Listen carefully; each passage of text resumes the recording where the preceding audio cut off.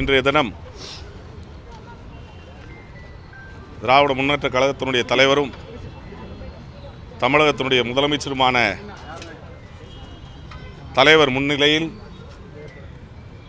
நான் என்னை திராவிட முன்னேற்ற கழகத்தில் இணைத்துக் கொண்டேன். காரணம், இன்று திராவிட கொள்கைகளை முழுமையாக பாதுகாக்கின்ற ஒரு தலைவராகவும் தமிழக உரிமைக்காக போராடக்கூடிய ஒரு தலைவராகவும் தமிழகத்தின் உரிமைகளை எங்கேயும் அடகு வைக்காத ஒரு தலைவராகவும் அதே நேரத்தில் எந்த சூழ்நிலையிலும் தான் எடுத்திருக்கின்ற முயற்சிகளை எவ்வளவு சோதனைகள் வந்தாலும் அதை தாங்கி அதனை சிறப்பாக முடிக்கக்கூடிய ஒரு தலைவராக நான் பார்த்து சிந்தித்து எடுத்த ஒரு தீர்க்கமான முடிவு தான் இந்த முடிவு. நான் என்னை இந்த இயக்கத்தில் இணைத்துக் கொண்டதற்கான காரணம், எஞ்சிய வாழ்க்கையிலும் இந்த திராவிட கொள்கையினை பாதுகாக்கக்கூடிய ஒரு இயக்கமாகவும் அதை தலைமையேற்றிருக்கக்கூடிய தலைவருடைய சிந்தனைகளை நிறைவேற்றக்கூடிய ஒரு தொண்டனாகவும் என்னை இணைத்து பணியாற்ற இங்கே இன்று நான் வந்திருக்கின்றேன். சார், இப்போ நீங்கள் சிட்டிங் எம்எல்ஏவாக இருக்கீங்க, தொடர்ச்சியாக எம்எல்ஏவை கண்டினியூ பண்ணுவீங்களா? எப்படி இருக்கும் உங்கள் ஸ்டாண்ட் சட்டமன்ற அசம்பிளியை பொறுத்தவரைக்கும்? இப்பொழுது நான் தலைவரிடம் பேசினேன்.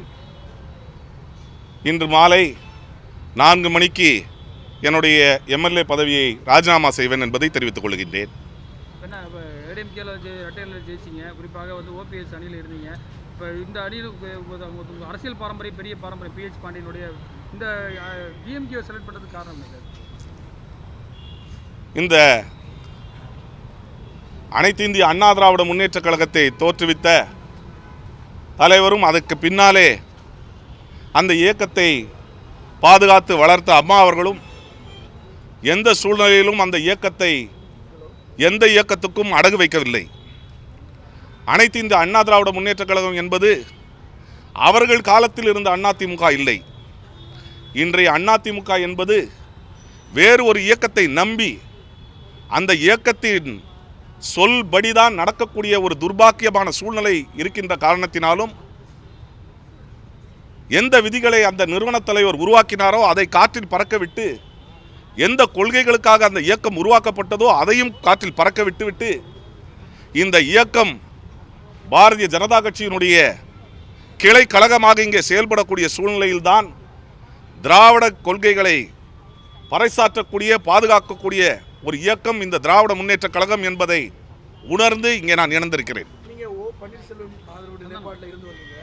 இப்போ அவர் டிடிவி தினகரன் அதே போல் சசிகலாவெல்லாம் சந்திக்கிறாரு, அந்த நிலைப்பாடு இருக்கிறார். அதனால தான் நீங்கள் வெளியேறீங்களா? ஏன்னா தொடர்ந்து நீங்கள் சசிகலாவை எதிர்த்து வந்தீங்க. என்னை பொறுத்தவரையில் சில நெருடல்கள் உண்டுதான்.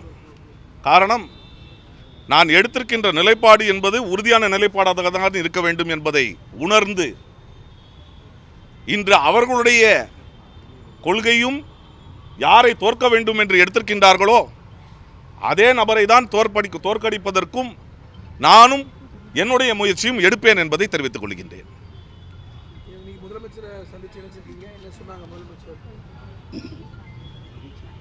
உழைப்பினையும் ஒரு இயக்கத்திற்கு உழைக்கக்கூடிய அந்த உழைப்பை அங்கீகரித்து அங்கீகாரம் தராமல் அந்த உழைப்பு வேண்டாம் என்று ஒவ்வொரு தொண்டரையும் விரட்டக்கூடிய இன்றைய எடப்பாடி பழனிசாமியினுடைய நோக்கம் என்ன, அவருடைய நடைமுறை என்ன, அவருடைய சிந்தனை என்ன என்பதையெல்லாம் உணர்ந்து நான் எடுத்திருக்கின்ற முயற்சிக்கு இங்கே வந்தபோது என்னை இருகரம் வரவேற்று நீங்கள் வாருங்கள், இந்த இயக்கத்துக்கு வாருங்கள் என்று எனக்கு புன்முறுவலோடு மகிழ்ச்சியாக என்னை இந்த இயக்கத்திற்கு வரவேற்றிருக்கின்றார். நான் ஒன்றை மட்டும் தெரிவிக்க கடமைப்பட்டிருக்கின்றேன்.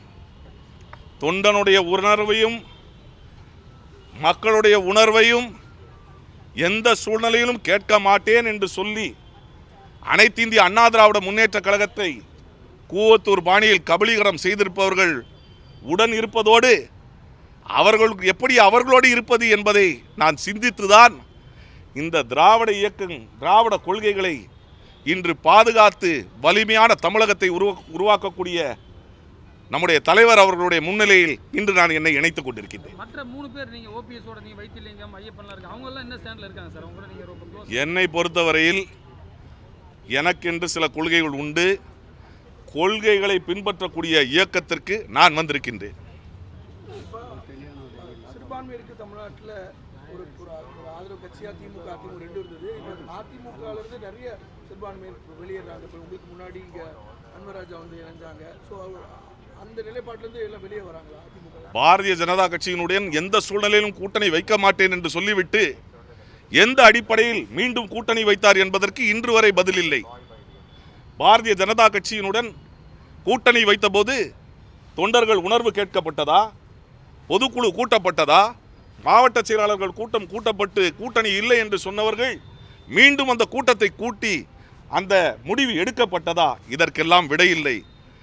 தன்னையும் தன்னுடைய குடும்பத்தையும் காப்பாற்றுவதற்காக அதிமுக என்ற இயக்கத்தை அடகு வைத்து அங்கே இருப்பவர்களோடு இருப்பதை விட திராவிட கொள்கையை பாதுகாக்கக்கூடிய ஒரு தலைவரோடு இங்கே தொண்டனாக பணியாற்ற வந்திருக்கின்றேன்.